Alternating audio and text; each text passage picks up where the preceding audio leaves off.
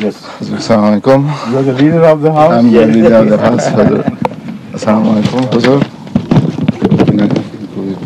If you were given the power to put the world in peace, why don't you use this mic? There is one. Yeah. Yes, okay. Yeah. If you were given the power to put peace in this world, how would you go about it? Well, I think God has already given me power to do that. Because it is Ahmadiyyat which has been entrusted with the task of establishing peace in the whole world. And that is why peace is related to the concept of Hazrat Imam Mahdi in the traditions of Hazrat Muhammad Rasulullah. So peace will ultimately come. But how and when, that is the question. As far as the power goes, power never establishes peace. Power generally corrupts people, and I wonder if ever power has been an instrument of bringing peace to the world, except when it is in the hands of the godly people. But then, even then, it is not the power. It is the power which comes after the peace has been established. You see, that is a very important difference which you must bear in mind. Hazrat Muhammad Rasulullah sallallahu alaihi wasallam brought about a dramatic change in the thinkings and attitudes of the people which he brought up under his benign care and divine guidance. Now, these people had achieved the peace of heart, peace of mind. They were in peace. They were the people who could bring peace to the world. So it was not the power which brought about this change. It was humility and persistence on the right path, on the following of the right path, which brought about peace to a society which was later on entrusted by God to take the reins of the countries around in their hands. Now, when that happened, we see a bifurcation, unfortunately. After the Khilafat al-Rashida, what happened was that those who were entrusted with the peace from the religious point of view were not in power. Those who were in power were only caliphs in name. So as such, no peace ensued. The society remained restless. Every time you read the early history after the caliphate, it is so, punishing. I mean, it's so disturbing. One feels chagrined to go through that chapter in Islam.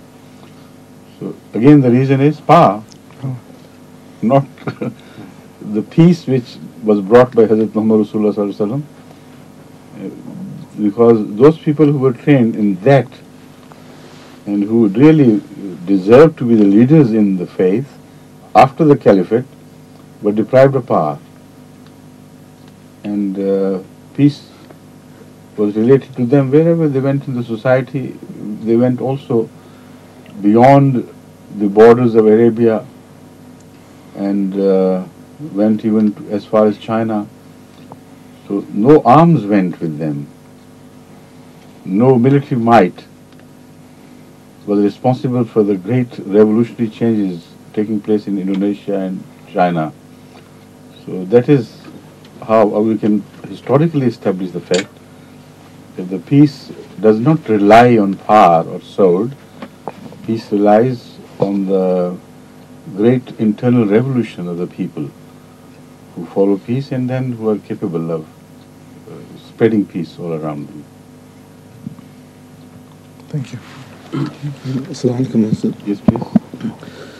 In their quest for the missing link, scientists and missing link between ape and man. Yes. Scientists are trying to find out, what evidence is there to support their theories that they might have. But what we find is that each time a new piece of evidence comes up, it destroys whatever theory they had before, and they had to form a new theory again. They virtually have to rewrite their theory again. Would you kindly explain further, illustrate how? What have you in mind? You're a student of biology? No, I'm not. I'm an engineer. You're an engineer. Yes. So, unfortunately, in that case, perhaps this subject will remain, sort of remain improperly dealt with. I mean, unless there is a scientist who knows the subject, he poses this question to me, I will not feel to be on sure grounds to answer that question, which may be defective, which may represent wrongly the position of the scientists relating to this subject. You see, I generally answer these questions when a layman, somebody, gets up and requires of me to throw some light on the question of evolution in the light of Islam and the Quran. On that subject, I also gave my opinion, expressed my opinion very clearly.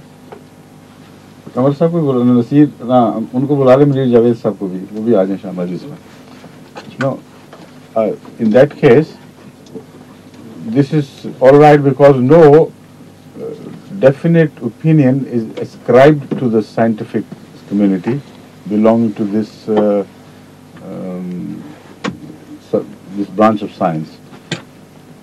But when I went to Mauritius, there I was requested to speak on the question of Islam and evolution. As such, whatever I knew, keeping that in view, I tried to address this question to bring, throw some light on the Islamic viewpoint in a society where most of the members of the society which we spoke to were non-Muslims.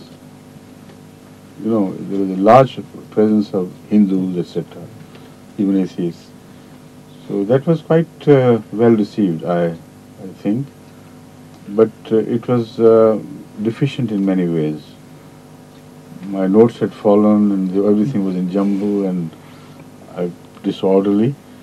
And still, from my memory, I tried to speak in a manner that it was continuous and linked together.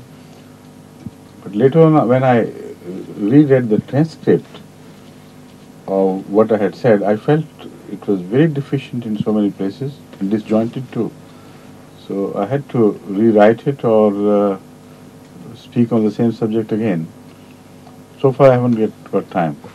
But what I'm telling you is this: when you represent the latest theories on evolution and their latest discoveries, wiping out all they had built previously, then if I trust you fully, I can answer that question. But you being an engineer, speaking on a subject which is, to which you are not related, you may say something, I'm not so fully confident about that, you may say something which the scientific community related to the subject may disown later on. That is why I think we better pass on to the next, please. Hazur, the Quran talks about avoiding divining arrows and bones to predict the future.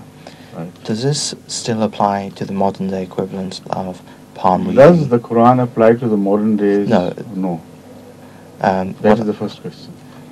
Yes. The modern day equivalents of these practices, such as tarot reading, palm reading, and especially astrology, where we find it becoming more prevalent. There are daily astrological programs on television by some so-called scholars and experts, and they are sheer nonsense.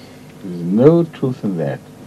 You can see them, reading horoscopes with reference to one's stars in a manner that each person who listens carefully would find that some of it applies to him, whether it is his star or not. So it's a very clever handling of the subject. It is certainly not based on any scientific knowledge which may lead to the future evidence, the future events and may help to read the future. There's no such thing. The best they do is, I mean, those of the palm readers I have come across many times before, at best what they do is they are more like face readers than palm readers. They are more like personality readers than palm readers. And they are quite intuitive in that, very clever faculty of reading characters. So, knowing the characters, they begin to build stories, apparently looking down at the lines of the hands. And I had once myself a very interesting experience with that, I think which I have related earlier so many times, but maybe some people didn't hear, so let's share the same with them as well, the newcomers. Where at the University of London, way back in 1956, I was invited to an all-night party. In those days, it was very popular in the university to have an all-night party where people just chatted of this and that, and all sorts of boys and girls got together. And generally it was a custom to bring a girlfriend with you so that all come in couples. But it was not dancing party or anything. It was just intellectual talk and eating together and bringing some food. Everybody brought, or sometimes a host hosted the party entirely at her own or his own. So that was the atmosphere in which I was invited, and I told them that I don't have a girlfriend, but if you permit me, I have my cousin, Sayyid Kalimullah Shah, he's dead now. If you permit, I would bring him along. And as far as if you have at all any intention to hold dancing, etc., so I will not permit, I will not participate. So in better you don't invite me in that case, because two odd men out of this would not seem fit.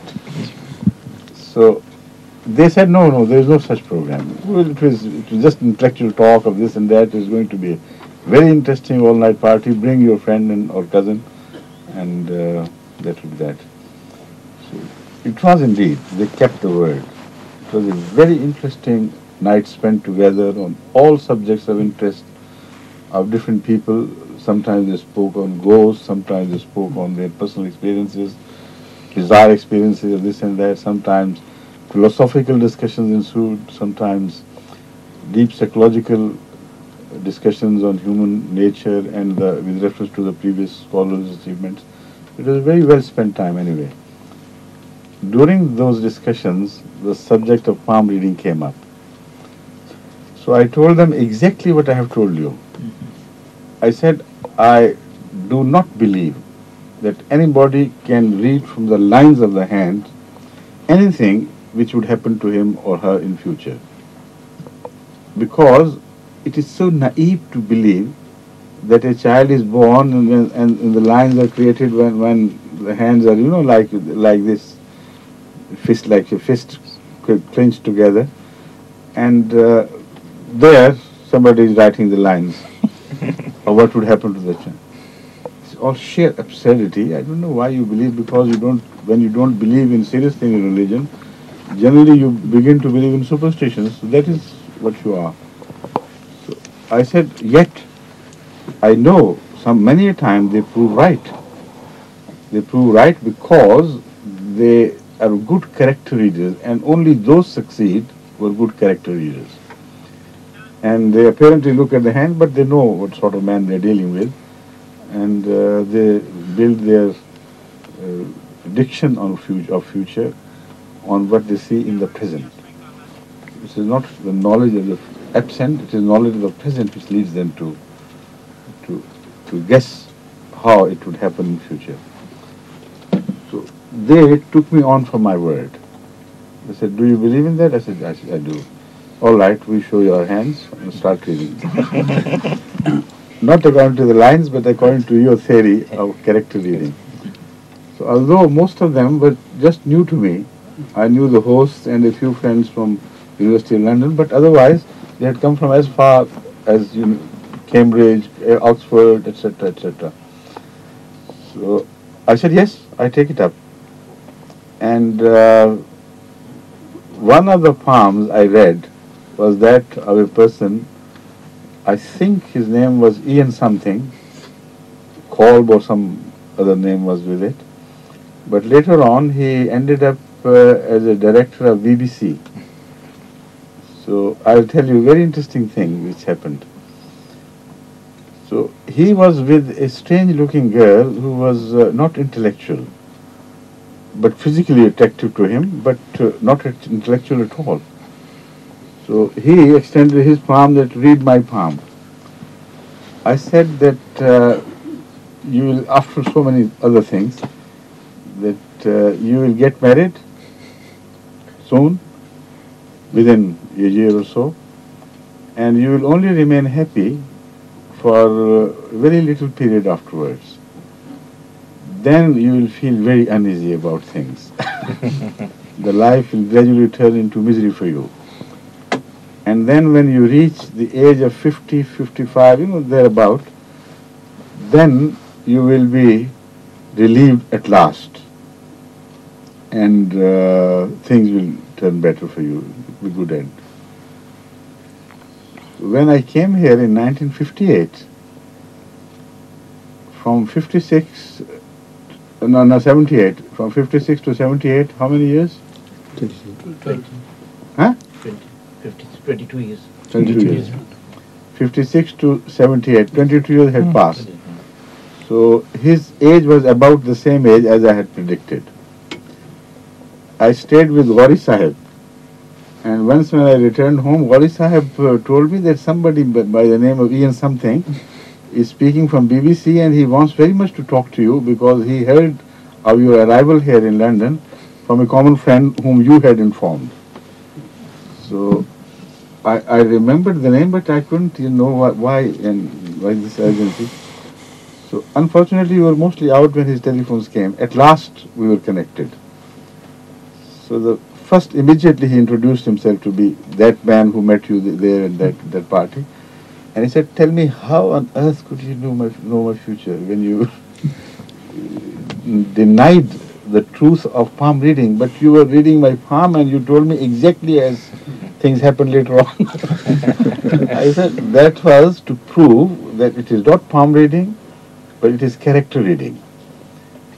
And he said, but how on earth could you say 51, 55? No, I don't remember, but it was almost the same year when something happened which relieved him. How could you say that much, that clearly? I said, I don't know what has relieved you of this misery of living with a wife who was not a natural companion to you. By talking to you within a few minutes, I knew you were a very intellectual person and a very attractive character, very mild and gentle and pleasing, very intellectual, very pleasing. And that girl was just, something like just a beautiful animal, no more. So, and you had fallen for her. So I knew you were going to marry her, and the life from then on, after a few months or maybe a year, is going to turn out to be a miserable life for you. So later on, I thought by the time of 50, 52, 55, maybe you'll get old enough to settle in peace, to say, all right, but what life is past. He said, that is the bit where the things happened but differently. He said, at last I divorced her. And that happened to be the year which I had mentioned. So that is why he was really thinking that actually there was something in the hand as well. So I said, no, not at all. It was just a guesswork of my experience of people who get old and they settle down. Even if in the youth they have been fighting out all their life, ultimately they settle down and they say, okay, leave it as we are, okay.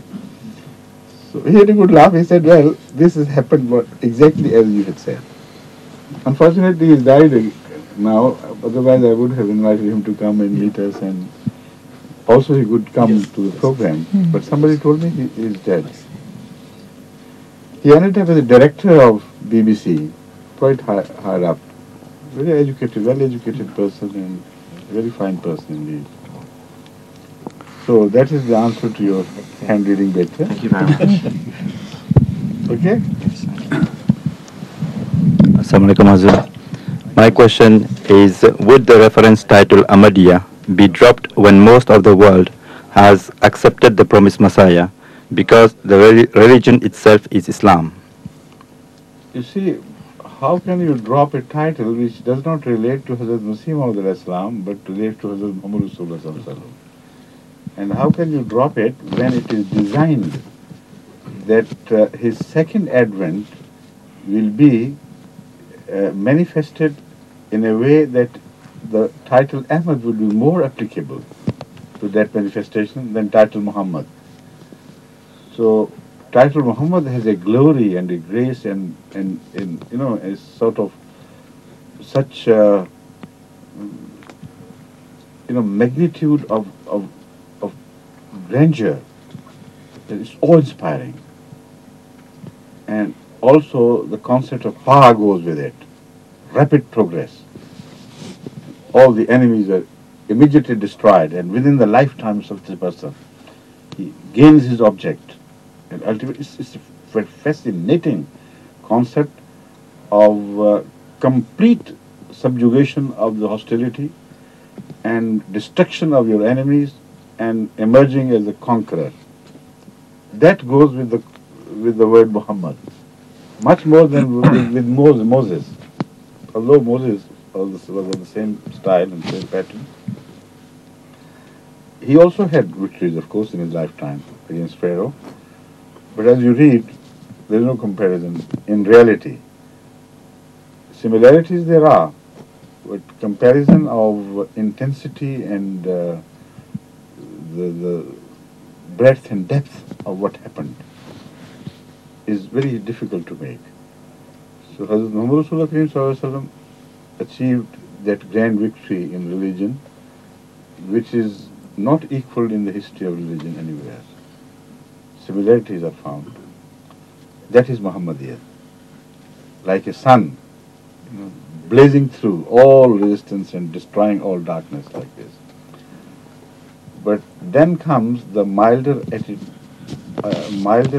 of Hazrat Muhammad Rasulullah that relates to love, highly refined attitude to his friends and enemies, and a symbol of love and a symbol of what goes with the moonlights.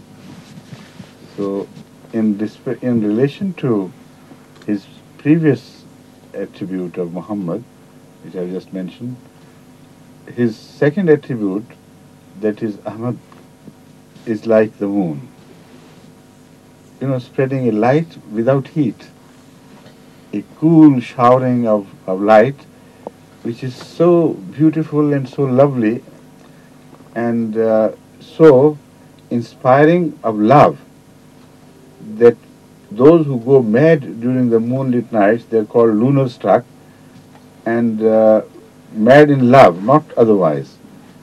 So some people who fall in love, and madly so, in reference to them, they say he's lunar struck.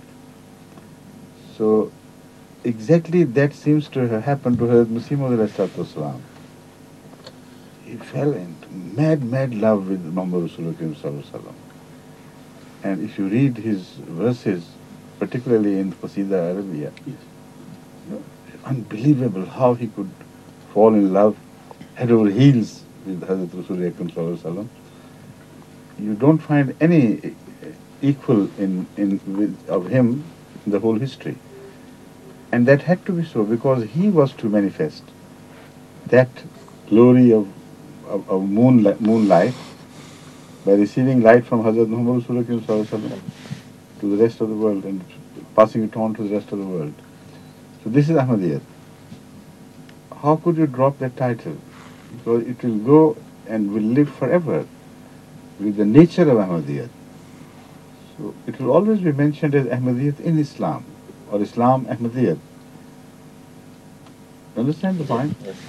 Not to create a distinction between Islam and Ahmadiyyat, there is no distinction, only to emphasize the role in Islam that Ahmadiyyat is destined to play forever and forever. Right? Yes. So there are 3 types of deaths. 3 types of? Or deaths. Just 3. I'm relieved to have well, what we know, Okay. yeah. The natural one, the suicide, and the one person who's murdered. Or accident as well? No? Well, accident I consider it as natural. But I thought they were considered as unnecessary. Death. Okay, this is disputable. Yeah, the person suicide. Yeah, suicide always occurs out of natural causes to which the one who commits suicide has recourse. For instance, in accident you may bleed yourself, but the person who commits suicide, he will also use something, some natural means to produce death. Mm-hmm. By cutting his arteries or by drowning or by jumping from a 12-story building. So that is accident as well, isn't it? Yes. So the only difference between accident and this is Okay. that this is committed with an intention and that happens. Yeah. What we'd like to know is what are the punishment for committing suicide? You see, this is left to God. It is very difficult to go deeper into the psyche of such a person and determine, difficult for man I mean, to determine whether it was a result of his illness over which he had no control, or whether it resulted from his despondency in the mercy of Allah. They are 2 different things. If he is fully conscious of what he is doing and he has full command of his senses and then commits suicide out of any reason, protest or whatever it is, that is considered a crime which is very serious in Islam, because after that he has no time to repent. You see, the same crime causes his death with the result that he is given no more time to repent and seek mercy of Allah. So if anyone dies while he is, as the Holy Quran puts it, zalimi anfusihim, those who die while they transgress against themselves, they will meet some punishment, certainly. So some of them would certainly meet some punishment. It depends on how Allah decides and how much guilty they are found in the sight of Allah. But some may be totally forgiven, because the Holy Quran also declares, La yukallifullahu nafsan illa wus'aha, laha ma kasabat wa alaha ma iktasabat. That Allah does not burden anyone beyond his capacity. So if there is a madman, he is not answerable. So if suicide is a result of a madness or some complicity of psychic state where he has no control over his actions, then of course he will be forgiven. I'm quite sure Allah, as he reveals himself in the Quran, would treat him with mercy. Thank you. I'd like to ask a question, Huzur, which is I hope related this time it goes good. This question is in fact related to Abdullah's question, Good. where after the Promised Messiahs, the followers of Promised Messiahs are known as Ahmadis, and the movement is known as Ahmadiyyat. Why is it that the followers of the Holy Prophet ﷺ were not known as Muhammadans and his religion Muhammadi? You see, in the beginning, Hazrat Muhammad ﷺ was in full command of both these faculties. It was not that he was just Muhammad and not Ahmad. This is a wrong concept. It was Muhammadiyat mingled with Ahmadiyat. At the same time, he was awe-inspiring and, very, very, glorious in the majestic sense as well, that people sometimes were afraid of looking at him. This was the impact of his grandeur. And at the same time, he was so mild that he would bend down to a ordinary laborer to whom nobody would care to talk to, and embrace him and loved him, and he stooped down to the level of children, talked to them, and old ladies, and had sometimes, sometimes humorous talk with, a very refined humor indeed, but humorous talk with some old ladies. So that was Ahmadiyyat. Ahmadiyyat is not newborn. Ahmadiyyat came to be born with Hazrat Muhammad Rasulullah Kareem Sallallahu Alaihi Wasallam. But there is one difference of emphasis. If you go to the Bible, you find the teaching of mercy also present there. It is not that Jesus changed the teaching of the Bible and introduced a new element into the religion of Moses. It was only a matter of emphasis. Now there, because Islam was attempted to be wiped out and destroyed with the help of sword, so because Hazrat Muhammad Rasulullah was permitted to defend himself and his people through sword, so a large part of his life was involved in a manifestation which was related not to Ahmadiyyat, that is like Jesus Christ, but related to something like Moses. So that is why Muhammadiyat remains predominant, but Ahmadiyyat continues to live side by side. So in totality, this is Islam, of course. So even today, Muhammadiyat has not ceased to play a role. Whenever Islam will be attempted to be destroyed by sword, and those who defend the cause, they would be under the shadow of Muhammadiyat. But whenever the message is spread through love and persuasion, then it will be Ahmadiyya part of Hazrat Muhammad Rasulullah Kareem Sallallahu Alaihi Wasallam which will be manifesting itself. Now, it's only a question of emphasis. As I have proved, at the time of Moses, also there was a teaching of forgiveness. But emphasis due to those situations was on revenge and fighting back with sword, with the same weapons that the enemy was trying to destroy you. So also was the case of Hazrat Rasulullah Akram Sallallahu Alaihi Wasallam. That is why he is equated to Hazrat Moses, not in status, but in style. Kama arsalna ila Fir'auna Rasula is the expression of the Holy Quran. We have sent you this Prophet of God, this Messenger of Allah, as we had sent Moses earlier before him. So it was Judaism throughout, even at the time of Christianity, but it was named slightly differently, only to emphasize the role which was highlighted during the era of Christianity. So I think under Islam, both Muhammad and Ahmad are covered. So our main title will remain Islam as it is today. There is no doubt about it. What I answered to him was, he said, will there be any need to wipe out the subtitle Ahmadiyyat altogether? That is what I said, no. To that is what I said, no. Not that Ahmadiyyat will replace Islam, because without our relationship with Muhammadiyat, Ahmadiyyat is nothing. See? So there is no need to call Islam Muhammadiyat, because then it will miss Ahmadiyyat.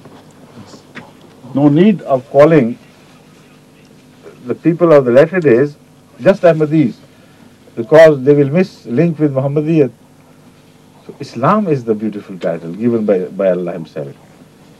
And Abraham is mentioned in the Holy Quran as the person who first said and said, Aslamtu li Rabbil Alameen.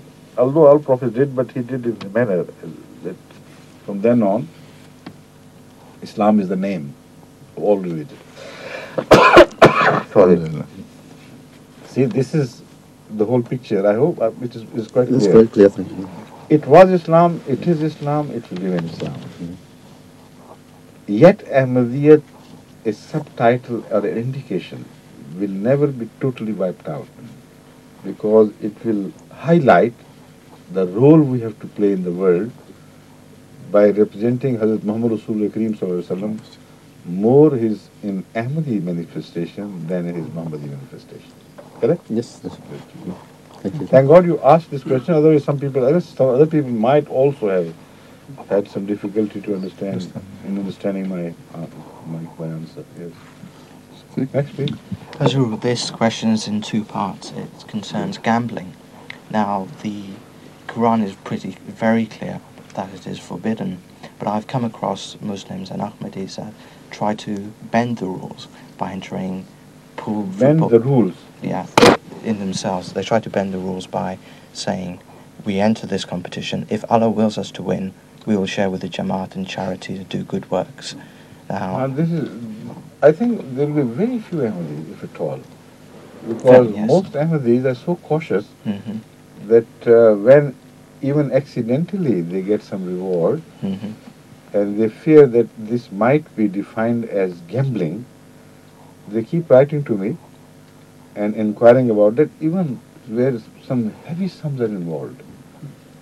I recently received a letter from either Kuwait or somewhere in Dubai or Abu Dhabi, where some person, not knowing the full, Islam Ahmadiyya position on this subject, had bought a ticket of lottery, and they had done it together with 2-3 people jointly. And the lottery which came out was hundreds of thousands. Now, despite this, he became very worried. He could have shut his eyes to this, but he kept wondering, and he wrote to me that this is the position. If it is according to Islam true and good for me, I'll accept, otherwise no. So I told him. The other day also a letter arrived, it's somebody in Mulaqat who told me, not this Mulaqat but the other Mulaqat, and told me that they had won a prize where the husband of the girl, of the lady, not knowing whether this type of gambling was belonged to that category which is forbidden altogether. What happened was that in their office there was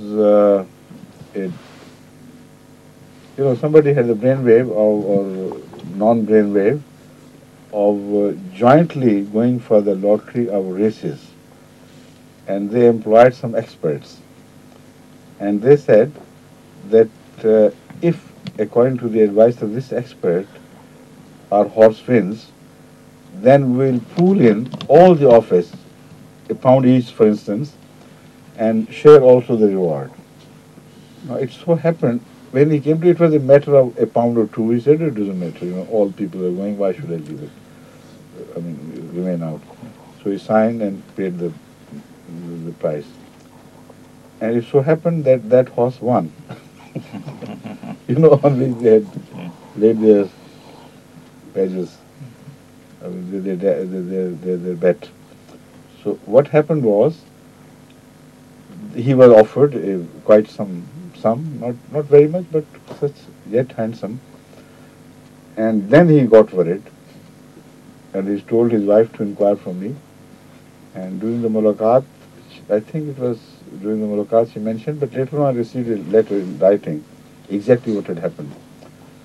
But I didn't have to tell them to do what, because in the end the letter clearly stated that we have already decided to give this money over to the Jamaat for whatever purposes of service of Islam they want to. Otherwise, we have decided not to use a penny out of this. So to say that the picture you have painted seems to be rather contradictory to what I experience daily. yes. Ahmadis in general are very cautious about this. They don't behave like ordinary people. But some may, and those who do, maybe they'd never write to me about this, lest, but they feel free to talk to you. Yes. You've touched upon the second part of my question, Yes. which is these. There are many free draws now taking part, like, for instance, the prominent Reader's Digest free draw, where you subscribe and they put your name forward to a sort You know, of lottery? I'm going to this question now. Yes. There are types of different things. Now, if you go to see an exhibition like Expo, etc., and the entire intention and pure intention is only to see the exhibition, and you do not pay an extra farthing for any lottery, but a lottery is attached to it. There is absolutely no harm. It does not fall into the category of lottery or gambling. I remember once, it so happened that Hazrat Mauli Qazi Muhammad Abdullah Sahib, who was also an Imam, once the Imam of London Mosque, a very pious man and a very pleasant, very humble man. So he went to see some exhibition here without knowing that some lottery was also attached to the ticket he bought, and forgot about it, and went back, and for many years he never knew what had happened.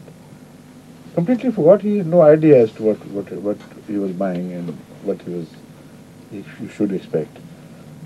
So later on in Rabwa, you know, that long after, in Rabwa he stood in need of hearing aid, and he wanted very much. He was a very honorable person, poor but very honorable.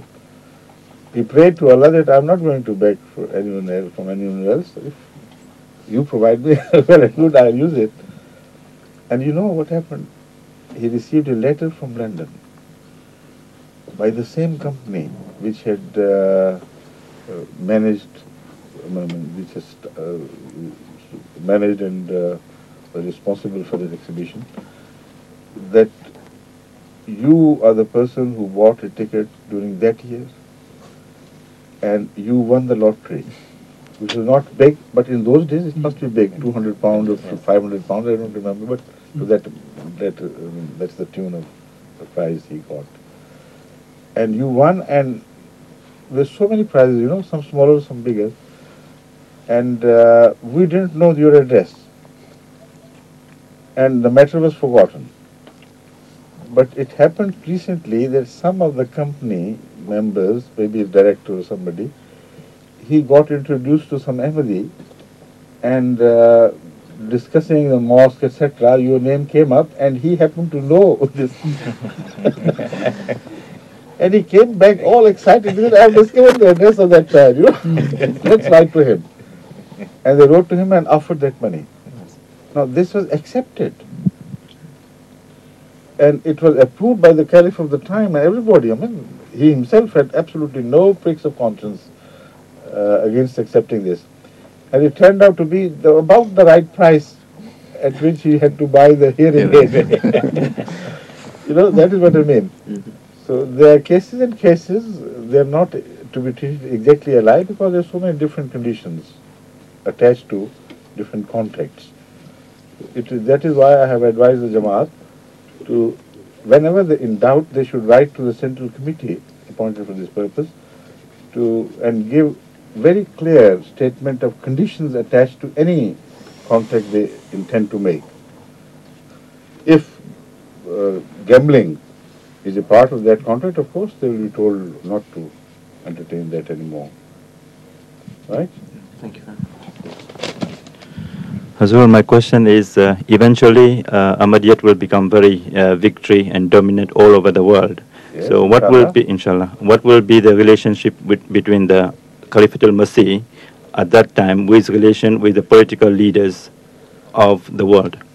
You see, politics in those days, if Ahmadiyyat has influence and if Caliphate al-Masih does exercise an influence, would not be the politics you know today.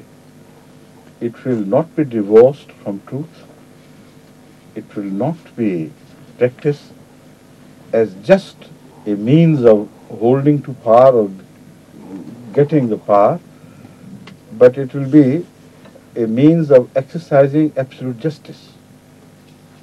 As long as that remains, the relationship between politicians and that Khalifa al-Masih would be excellent, you know. Nothing can be defined better than that.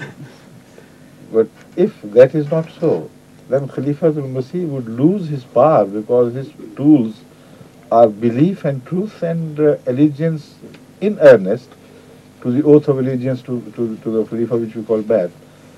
So as that weakens, so the influence will also weaken and the relationship automatically will be marred.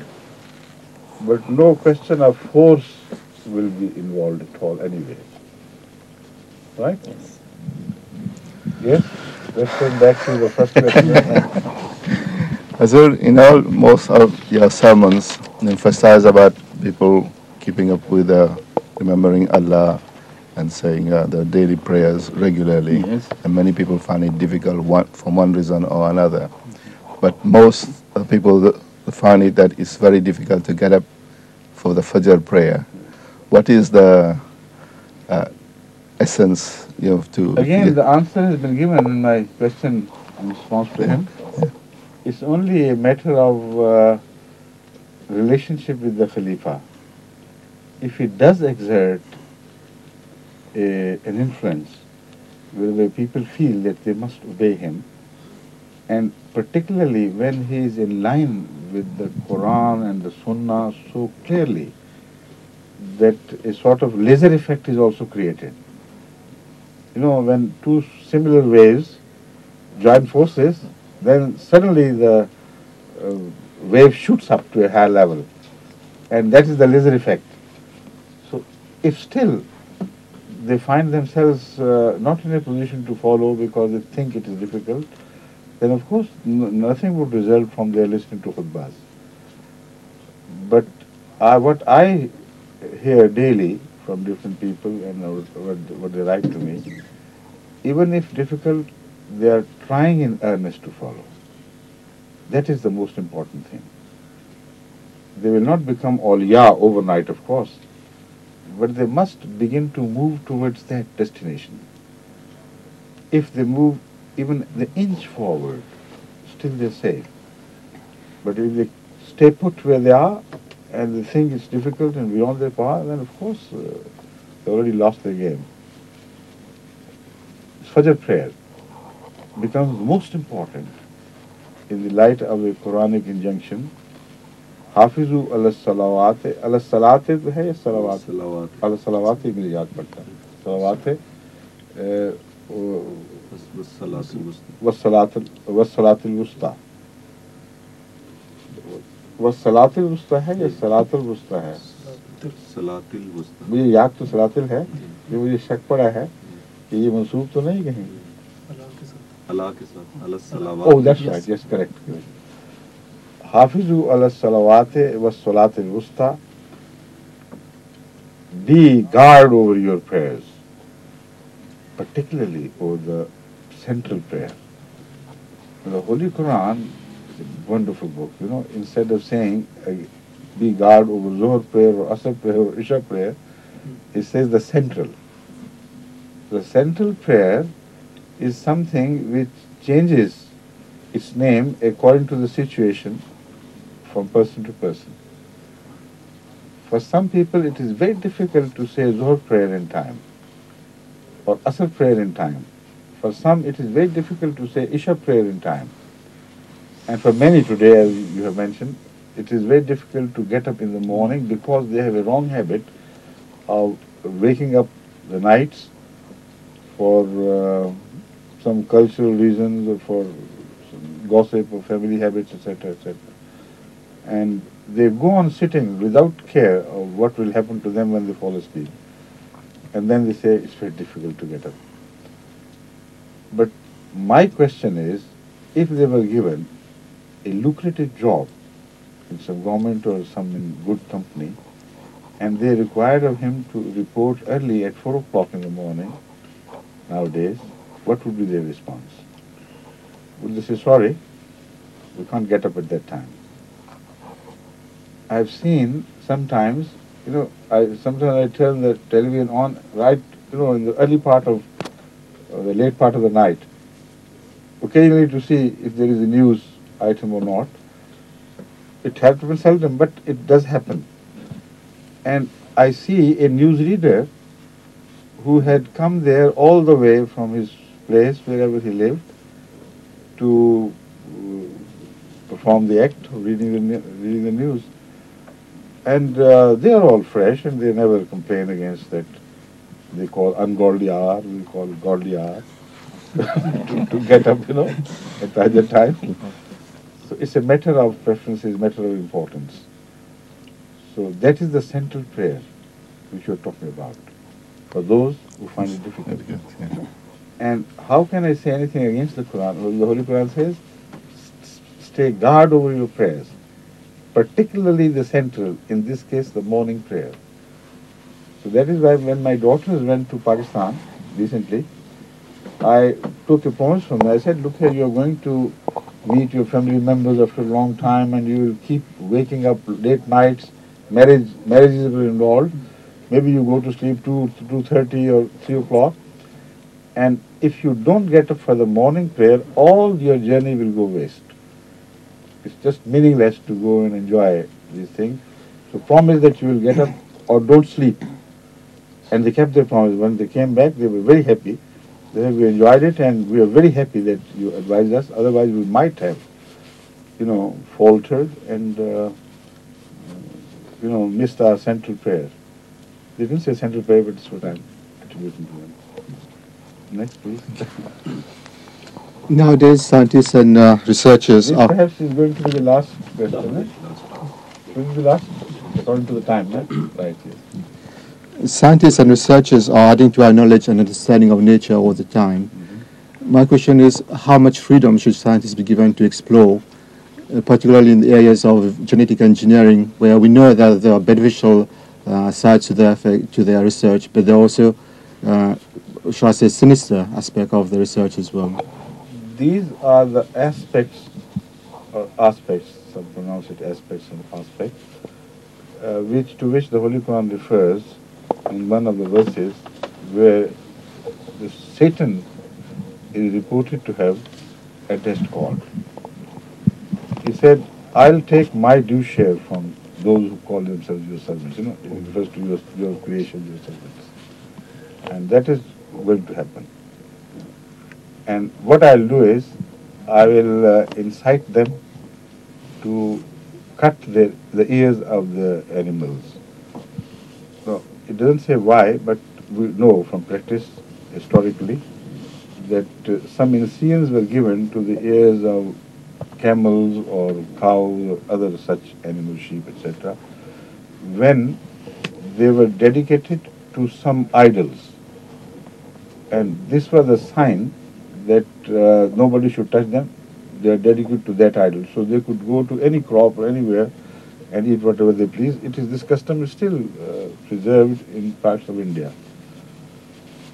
So that is one thing which Satan said, I'll get my share of these people, they will do it. They will dedicate these animals not to the Creator, but to those who are created or even not created. And the second thing was very serious. He said, I'm going to incite them to change your creation. This is genetical engineering. No concept of changing the creation of Allah could ever be born, not born, but could ever be born in the fancy of those people who shared the age of Hazrat Muhammad Sallallahu Alaihi Wasallam. Just beyond the scope of human jump into the fiction world of the future. How could anybody change the creation of Allah? They had not even acquired ordinary means of making a mechanized boat, something like this. So, the Holy Quran says, and that is mentioned with total, not a clear threat, but the threat is inborn. That such people will go to Satan, and then Allah says, we will punish them. Those who do that, their ultimate abode is Jahannam. When I said no clear threat is mentioned, I meant in relation to their results in this world. But the underlying idea is so clear. Whenever I read these verses right from old, I knew something of that attempt would be made, and then Allah would maybe make them punish by such inventions or interventions going out of their hands and their control. And that is what the scientific community belonging to that branch of science are already fearing. And many a time you may come across great scares in the scientific community in America in particular, whenever they release an insect which has been interfered with, and that insect is to perform a certain act of devouring the undesirable insects to save the crops. That experiment was carried out. But it has stricken fear in the more knowledgeable and more sensible members of the scientific community. They say, look here, these experiments may go out of hand. They point out what happened in Australia and what happened there and there. You try to control the activity of certain animals with the help of some other animals. You introduce them in Australia, and you were very happy in the beginning. But ultimately they played havoc with the whole ecosystem of the country. The rabbits did this. What? The rabbits did this. Yeah. See? So, similarly, such experiments were carried out with rats in some countries and so on. That is the problem related to these things. And in this particular context, I'm quite sure something will go wrong and a havoc will be produced, a demon or something, which may be today the creation of their fiction, but may become a reality. So, go out of control, like some people say, computers may out of control, work. But they're not interference in the creation of Allah.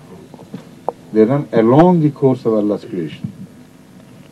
But what we are talking about now is the direct interference in the creation of Allah and attempt to change that creation.